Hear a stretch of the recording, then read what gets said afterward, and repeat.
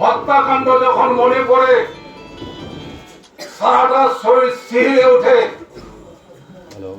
সমস্ত কৃষকদের নিকট থেকে জমি জমা সমস্ত কিছু তাদেরকে কেড়ে নেওয়া হয়েছিল। সমস্ত রকমের অধিকার ছিনিয়ে নেওয়া হয়েছিল। ভারতবাসীদের প্রতি ক্ষমতা বলে কিছু ছিল না। এমন ভাবে তারা নির্যাতন চালিয়েছে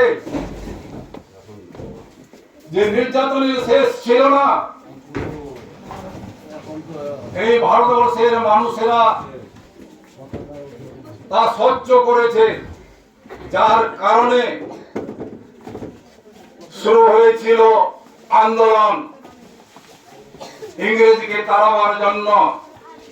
হিন্দু মুসলমান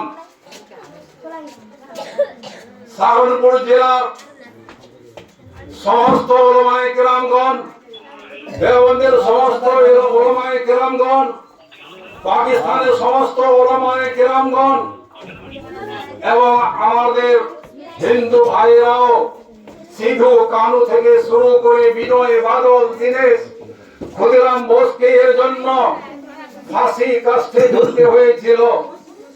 এই রকম করে হাজার হাজার ভারতবর্ষের মানুষ, অনেক অনেক মানুষ প্রাণ বিসর্জন দিয়েছে। কিসের জন্য? স্বাধীনতার জন্য। 1947 সালে অনেক কিছু করে, অনেক কষ্টে, অনেক নির্যাতন সহ্য করে আমাদের এই ভারতবাসীরা স্বাধীনতা লাভ করেছিলেন। আর 1950 সালের 26শে জানুয়ারি গণতন্ত্র হিসাবে, প্রজাতন্ত্র হিসাবে অগ্রাধিকার পেয়েছিলেন। ইংরেজের আমলে স্বাধীনতা তো দূরের কথা, গণতন্ত্র বলে কিছু ছিল না। গণতন্ত্রের যত রকমের ক্ষমতা থাকে সমস্ত ক্ষমতা তারা ছিনিয়ে নিয়েছিল, এই অধিকার তারা শেষ করে দিয়েছিল। তাই এই 1950 সালে আমরা এই গণতন্ত্র লাভ করেছি।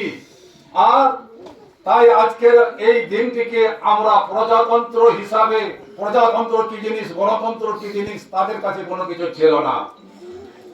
তাই আমরা যতদিন বেঁচে থাকবো এই দিনটা আমাদের স্মরণে থাকবে এবং চিরস্থায়ী ভাবে থাকবে।